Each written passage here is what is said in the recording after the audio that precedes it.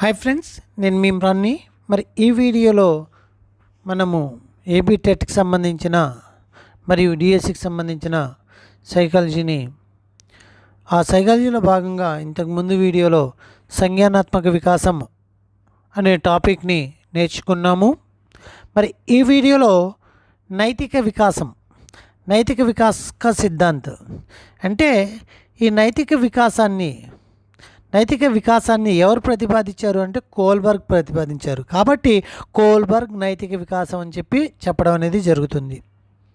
అట్లానే సంజ్ఞానాత్మక సిద్ధాంతాన్ని ఎవరు ప్రతిపాదించారు అంటే జీన్ పియాజే, స్విట్జర్లాండ్కి సంబంధించిన వ్యక్తి ప్రతిపాదించడం అనేది జరిగింది. మరి ఈయన కోల్బర్గ్ నైతిక వికాసం ఏ దేశానికి సంబంధించిన వ్యక్తి అంటే కోల్బర్గ్ యుఎస్ఏకి సంబంధించిన హార్వర్డ్ యూనివర్సిటీ నుంచి వచ్చిన. మరి ఈయనను అనుసరించి నైతిక వికాసం అంటే ఏంటి అంటే పిల్లల్లో నైతికత, మంచి చెడు అంటే ఏంటి, మొరాలిటీ అంటే ఏంటి, నీతి ధర్మం అనేవి ఏంటి, న్యాయ పరిపాలన, న్యాయ సూత్రాలు అనేవి ఎలా ఉంటాయి అనేది చెప్పేదే కోల్బర్గ్ యొక్క అంశం. ఈయన అనుసరించి మరి నైతిక వికాసం పెరగడానికి ముఖ్య కారకులు ఎవరు అంటే ముఖ్యంగా మాతాపితాకి పర్వరిష్, తల్లిదండ్రుల యొక్క పెంపకం, సామాజిక అనుభవాలు, సమాజంలో సొసైటీలో అనుభవాలు, సంజ్ఞానాత్మక వికాస్ ఆ పిల్లల్లో జరిగే వికాసము. సో ఇవన్నీ కూడా నైతికత పైన ప్రభావం చూపుతాయి అని చెప్పింది ఎవరు అంటే కోల్బర్గ్. అందుకే కోల్బర్గ్ నైతిక వికాసము అని చెప్పడం అనేది జరిగింది. నెక్స్ట్ మనం చూసినట్లయితే बच्चों और जानवरों में कोई विवेक नहीं, इसलिए नैतिकता के लिए कोई जगह नहीं है. నైతిక వికాస్ बहुत धीमी गति से होती है. పిల్లల్లో కానివ్వండి, జంతువుల్లో కానివ్వండి, నైతిక వికాసం అనేది ఏమాత్రం లేదు అని చెప్తున్నాడు ఈయన. అంటే వాళ్ళకి ఆనందాన్ని ఇచ్చేది మంచి అని, చెడుని బాధను కలిగించేది చెడు అని చెప్పి భావిస్తారు. అయితే నైతిక వికాసం అనేది చాలా స్లోగా జరుగుతుంది ఎవరిలో అయినా సరే అని చెప్పి ఈయన చెప్పడం. కోల్బర్గ్ నైతిక వికాసం ప్రకారంగా 3 లెవెల్స్ ఉన్నాయండి. లెవెల్ 1 ప్రీ కన్వెన్షనల్ లెవెల్ 4 నుండి 10 సంవత్సరాలు. లెవెల్ 2 కన్వెన్షనల్ లెవెల్ 10 నుంచి 13 సంవత్సరాలు. లెవెల్ 3 14 సంవత్సరాల పైన పోస్ట్ కన్వెన్షనల్ లెవెల్. అయితే ఇక్కడ ప్రతి లెవెల్లో కూడా 2 స్టేజెస్ ఉన్నాయి. ఆ లెవెల్నే ఇక్కడ మనం ఏం చెప్తున్నామంటే స్తర్ అని చెప్తున్నాము. ఫస్ట్ది పూర్వ పారంపరిక స్తర్, రెండోది పారంపరిక స్తర్, మూడోది ఉత్తర పారంపరిక స్తర్. సో ప్రీ కన్వెన్షనల్ లెవెల్లో ముఖ్యంగా 4 నుంచి 10 సంవత్సరాల పిల్లల్లో బేస్ చేసుకుని ఉంటుంది. इस स्तर पर बच्चे उन चीज़ों की परिणामों का आधार पर వాళ్ళు ఈ లెవెల్లో ఎట్లా ఉంటారు అంటే ప్రీ కన్వెన్షనల్ లెవెల్లో ఎట్లా ఉంటారు అంటే పిల్లలు ప్రతి లెవెల్లో 2 స్టేజెస్ ఉన్నాయి. అయితే ఈ లెవెల్లో 2 స్టేజెస్లో కూడా ఆనందాన్ని ఇచ్చేది మంచిగాను, అలాగే ఉపహారాన్ని ఇచ్చేది మంచిగాను, అట్లానే బురాయి అంటే ఏంటి, వాళ్ళకి బాధను కలిగించేది బురాయి, భయాన్ని కలిగించేది బురాయి, అలాగే పనిష్మెంట్ ఏమో బురాయిగా కొలవడం అనేది జరుగుతుంది. అంటే ఈ విషయాల పట్ల మాత్రమే ఈ నైతికత అనేది ఉంటుంది. దేంట్లో ప్రీ కన్వెన్షనల్ లెవెల్లో అంటే పూర్వ పారంపరిక స్థాయిలో నైతికత అనేది దేని మీద ఆధారపడి ఉంటుంది అంటే దండ, ఉపహార్, ఆనంద, दर्द पैदा करने वाले घटनाएं. పూర్వ పారంపరిక స్థర్ ప్రీ కన్వెన్షనల్ లెవెల్ 4 నుండి 10 సంవత్సరాలు. ఫస్ట్ చరణ్ 1 స్టేజ్ 1 పహలా చరణ్ ఆజ్ఞాకారిత ప్రశిక్షణ. బాగా గుర్తుపెట్టుకోవాలి. స్టేజ్ 1 ఆజ్ఞాకారిత ప్రశిక్షణ ఇలాగే అడుగుతాడు. ఈ లెవెల్లో పిల్లలు మరి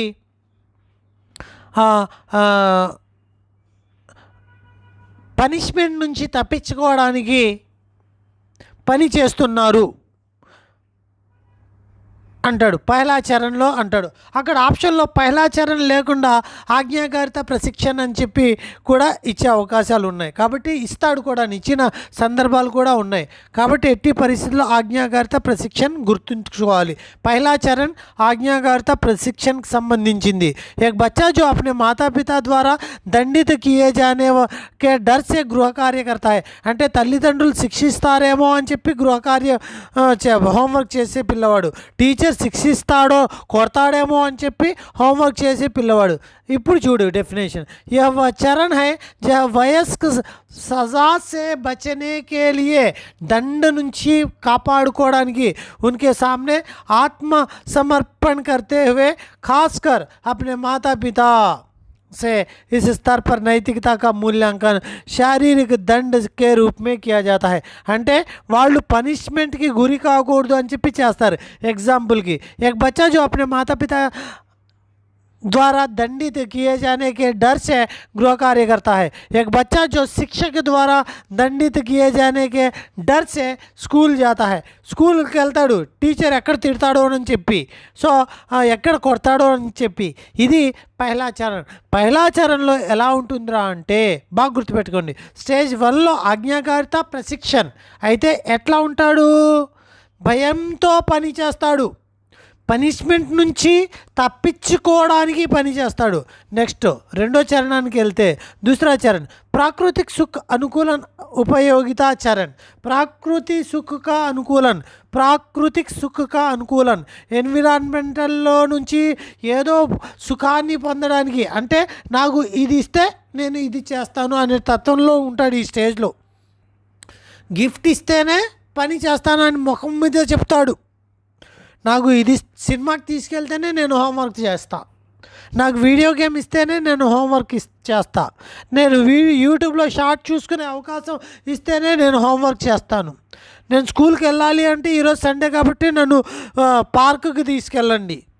సో ఈ విధమైన కండిషన్స్తో తను ఏదో ఆనందం పొందడానికి పని చేస్తాడనమాట. दूसरा चरण प्राकृतिक सुख का अनुकूलन उपयोगिता चरण. इस स्तर पर बच्चा पुरस्कार पाने के उद्देश्य से व्यवहार करता है. పురస్కార్ పొందే ఉద్దేశంతో పని చేస్తాడు, గిఫ్ట్ పొందే ఉద్దేశంతో పని చేస్తాడు. हालांकि कुछ हद तक पारस्परिक एवं पारस्परिकता का कारण वास्तव में सहानुभूति, उदारता, करुणा, नैतिकता नहीं है. इसका कारण केवल प्रसन्नता. తాను దగ్గర ఏదో సానుభూతి, ఉదారత, కరుణ, నైతికత ఇవేమి లేవు అతని దగ్గర. ఈ స్టేజ్లో కేవలం ఆనందం ఒకటే. చూద్దాం एग्जाम्पल्स. यदि आप मुझे खेलने के लिए वीडियो गेम देते तो आपको खेलने के लिए एक लिखने के लिए पेन दूंगा. నువ్వు నాకు వీడియో గేమ్ ఇచ్చినట్లయితే నేను కలాన్ని పెన్నుని ఇస్తాను. अगर तुम मुझे शाम को फिल्म में ले जाना चाहते तो अब मैं होमवर्क करूँगा.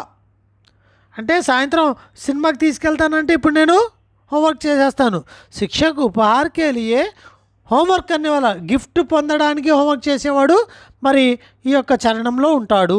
రెండో స్టేజ్లో లెవెల్ 1లో pre conventional stage, first stage level ఆజ్ఞాకారిత एवं प्रशिक्षण. స్టేజ్ 2 ప్రకృతిక్ సుఖ కా అనుకూలన్ ఉపయోగిత.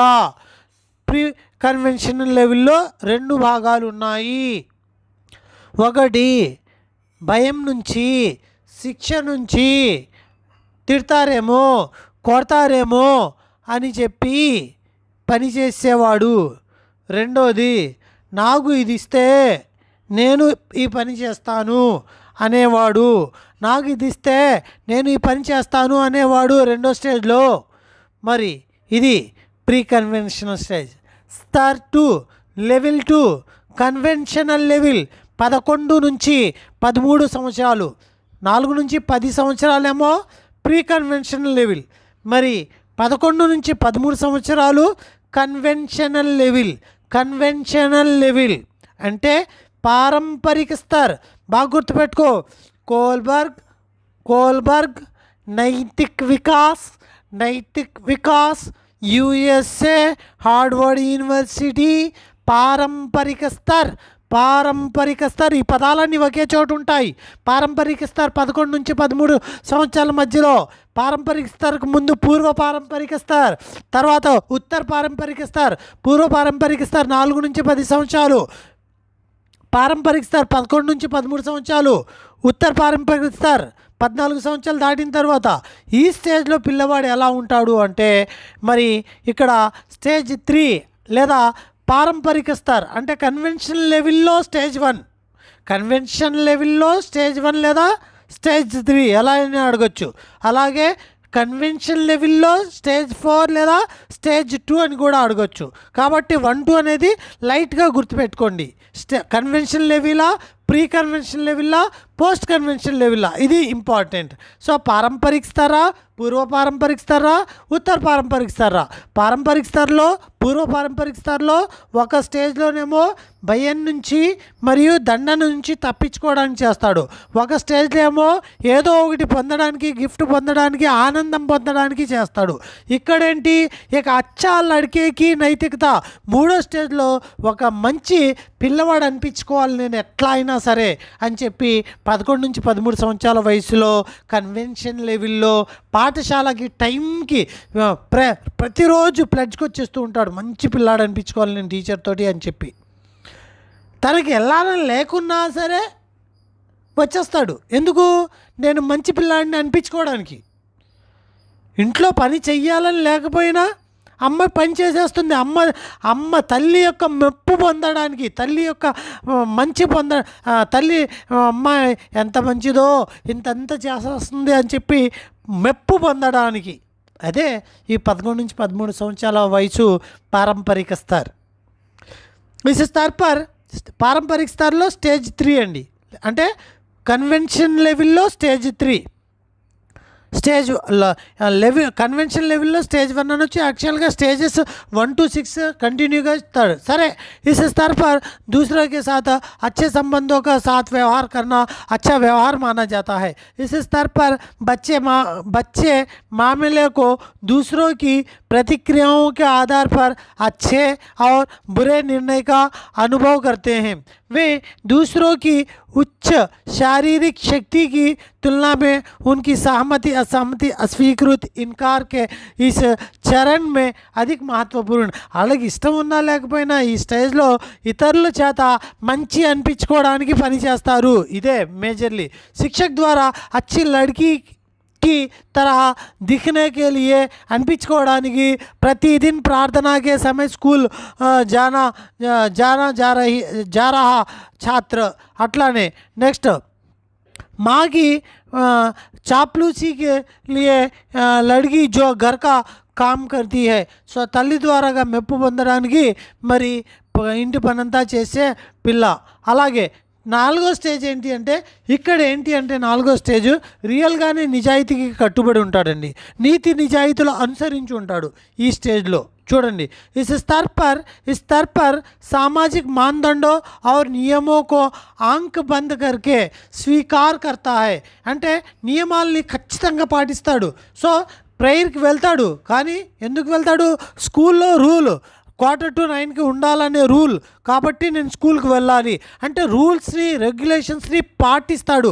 अधिकार नैतिकता सामाजिक व्यवस्था को बनाए रखती है. अधिकार नैतिकता सामाजिक व्यवस्था को बनाए रखने वाली स्तर है यह. इस स्तर पर सामाजिक मानदंडों को నియమాల్ని సామాజికంగా అంటే సిగ్నల్ లైట్ని చూడంగానే ఆగే పిల్లవాడు. చూడండి ఉదాహరణ, एक अनुशासित छात्र जो कक्षा में अनुशासित होना सीखता है. एक छात्र यातायात नियमों को पालन के लिए यातायात नियमों का पालन करता है. అంటే యాతాయాత నియమాలు అంటే సిగ్నల్ లైట్ పడుతుంది, సో రెడ్ పడంగానే ఆగిపోవాలి అంటే, అలాగే ఆరెంజ్ పడితే మూవ్ అవ్వాలి. ఎట్లా उदाहरण, एक छात्र जो स्कूल के नियमों का पालन करने के लिए प्रतिदिन स्कूल जाता है. సో నియమాల్ని పాటించడానికి ఇక్కడ స్కూల్కి వెళ్ళే పిల్లవాడు. అలాగే మంచి అనిపించుకోవడానికి, టీచర్ చేత మంచి అనిపించుకోవడానికి ప్రార్థనా సమయానికి వెళ్ళేది స్టేజ్ 3. స్టేజ్ 3. అయితే ఇక్కడేంటి లేదు, స్కూల్ యొక్క నియమాన్ని పాటించడానికి ఇన్ టైంలో స్కూల్లో ఉంటాడు, ప్రతిరోజు పాఠశాలకు వెళ్తాడు. అది సో నియమాల్ని పాటించేదేమో చౌథా ఆచరణ అంటే నీతి, నిజాయితీ, క్రమశిక్షణ ఓన్గా సెల్ఫ్గా ఉంటుంది. మూడో చరణ అంటే మూడో స్టేజ్లో ఏం జరుగుతుంది, కన్వెన్షన్ లెవెల్లో మూడో స్టేజ్లో ఏం జరుగుతుంది, ఇతరుల చేత మంచి అనిపించుకోవడానికి మరి కన్వెన్షన్ లెవెల్లో మూడో స్టేజ్లో జరుగుతుంది. కానీ ఇక్కడ ఏం జరుగుతుంది, నాలుగో స్టేజ్లో అనుశాసిత ఛాత్రకు కక్షామే అనుశాసిత హోనా. సో క్రమశిక్షణని అనుసరిస్తూ పిల్లవాడు ఉంటాడు, నీతి నియమాల్ని పాటిస్తాడు, డిసిప్లిన్ని పాటిస్తాడు, అట్లానే సిగ్నల్ లైట్స్ యొక్క రూల్స్ని పాటిస్తాడు, ట్రాఫిక్ రూల్స్ని పాటిస్తాడు. ఈ రకమైన ఈ స్టేజ్ 4 कोलबर्ग नैतिक अधिकार नैतिकता जो सामाजिक व्यवस्था को बनाए रखती है। इस स्तर पर सामाजिक मानदंडों एवं नियमों को आंख बंद करके स्वीकार करते हैं कि और उन्हें निंदा से बचने के लिए समुदाय द्वारा आमोदित नियमों का पालन करना चाहिए। इस स्तर पर न केवल व्यक्तियों की स्वीकृति बल्कि समुदाय की स्वीकृति को भी ध्यान में रखा जाता है। कानून समाचार के अनुसार चलो कोलबर्ग के अनुसार को लोगों का एक बड़ा प्रतिशत नैतिक रूप से इस स्तर से आगे नहीं बढ़ता। उदाहरण, एक छात्र को स्कूल के नियमों का पालन करने के लिए प्रतिदिन स्कूल जाता है। एक अनुशासित छात्र जो कक्षा के अनुशासित रहता है, एक छात्र जो यातायात नियमों का पालन करने के लिए यातायात नियमों का पालन करता है। సో ఈ రకంగా ఇక్కడ చూసినట్లయితే కోల్బర్గ్ యొక్క నియమాల్ని అనుసరించి ఈ స్టేజ్ 4లో ఉంటాడు. కోల్బర్గ్ అనుసరించి నైతికంగా పిల్లవాడు మ్యాక్సిమంగా ఈ స్టేజ్ వరకే వస్తాడు. ఇంతకు మించి ముందుకు వెళ్ళడం అనేది కొద్దిగా కష్టతరమే అని చెప్పడం అనేది జరుగుతుంది. నెక్స్ట్ పోస్ట్ కన్వెన్షన్ లెవెల్లో 14 సంవత్సరాల తర్వాత అని చెప్పి ఇక్కడ ఒక 2 స్టేజెస్ పెట్టడం అనేది జరిగింది. ఇవి ఏంటి అనేది చూద్దాం. इस स्तर पर उच्चतम सच्चे नैतिक निर्णय अपने पर आधारित होते, दूसरे के लिए पारंपरिक के लिए सामाजिक नियमों को प्रतिबद्धता के लिए निर्णय लेना नहीं होता है। सो हालांकि व्यक्ति सार्वभौमिक नैतिक मूल्यों का पालन करना चाहते हैं, उनके अनुसार सार्वभौमिक नियम न्याय, समानता और मनुष्य के लिए सम्मान है।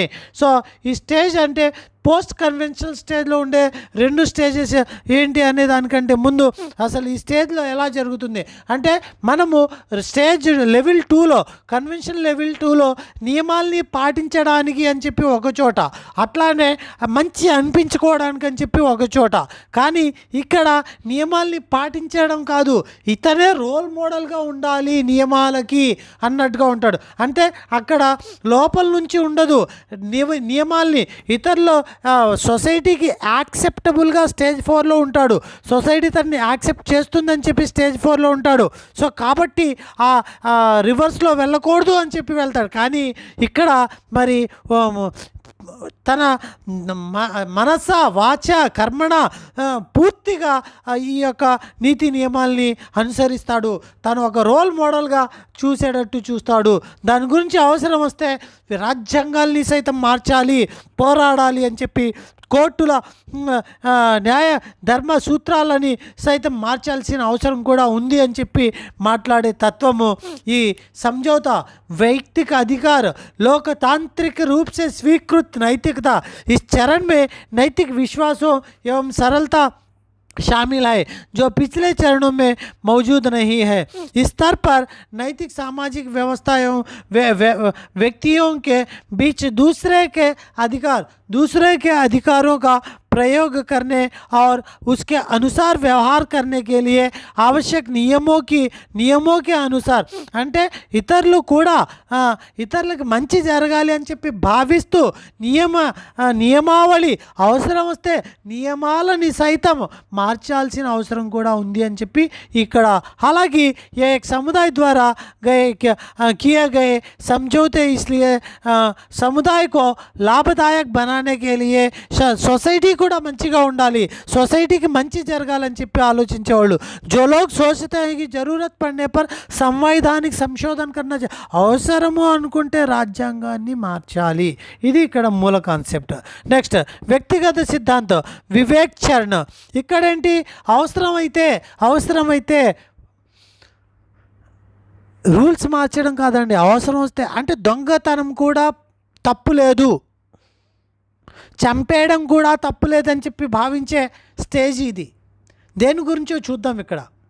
इस स्तर में व्यक्ति दूसरों की आलोचना से बचने के बजाय अपने आत्म विरोध से बचने के लिए सामाजिक मानदंडों का आदर्श के अनुसार అంటే ఇతరులు ఏమనుకుంటున్నారు, ఇతరుల న్యాయ సూత్రాలు ఏంటి అనేది ఇక్కడ ఆలోచించడు, సొసైటీ గురించి ఆలోచించడు, తనకి ఏది మంచి అనిపిస్తే అది చేస్తాడనమాట.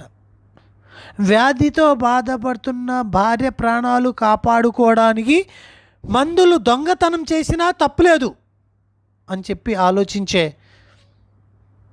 వ్యక్తి.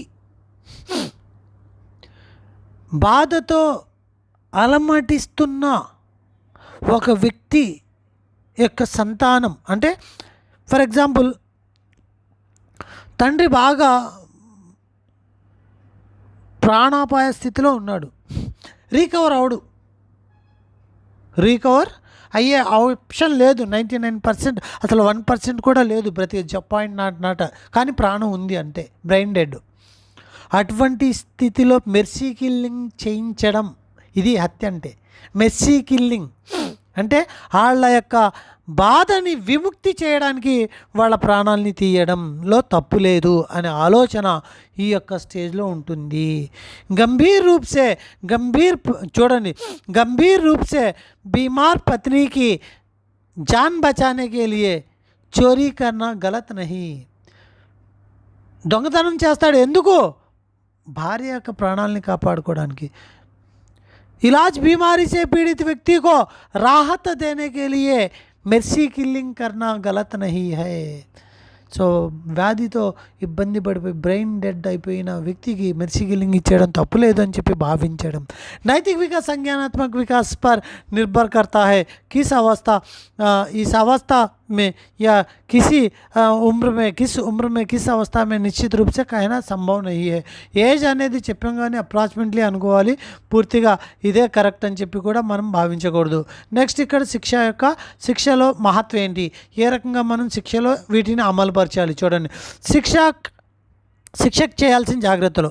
बच्चों के लिए स्थिति परीक्षण करते हैं ताकि यह पता लगाया जा सके कि वे किस स्तर पर है, आगे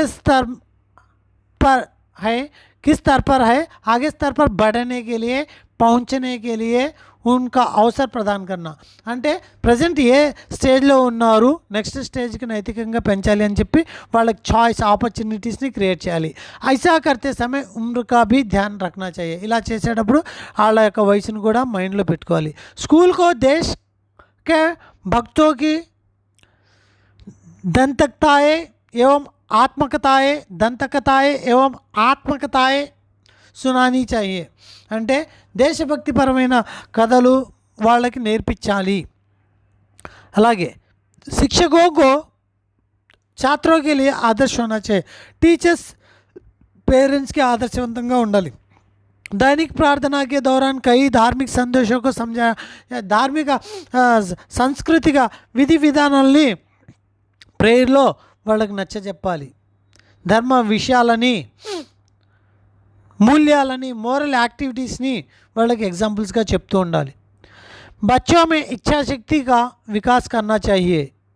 आत्मसम्मान को ठेस ना पहुँचे यह देखा जाना चाहिए. स्काउट एवं गाइड्स యూనిట్ की స్థాపన करना चाहिए. సో స్కౌట్ అండ్ గైడ్స్ అనేది మరి సిస్టమేటిక్, స్కౌట్ గైడ్స్ అంటే లైక్ ప్రేయర్ సిస్టంలో ఒక సిస్టమేటిక్ వారిని మనం కంట్రోల్లోకి ఉంచాలి. మన కంట్రోల్లో ఇలా అంటే శిక్షలో ఈ రకమైన జాగ్రత్తలు తీసుకోవాలి. ఓకే ఫ్రెండ్స్, మరి ఇమ్రాన్ టెట్ డిఎస్సి ఛానల్ని సబ్స్క్రైబ్ చేయండి, షేర్ చేయండి. అవసరం ఒక్క ఈ ఛానల్లో మాత్రమే ఏపీ అండ్ టీఎస్కి సంబంధించిన టెట్ కావచ్చు, డిఎస్సి కావచ్చు, ప్రజెంటేషన్ చేయడం అనేది జరుగుతుంది.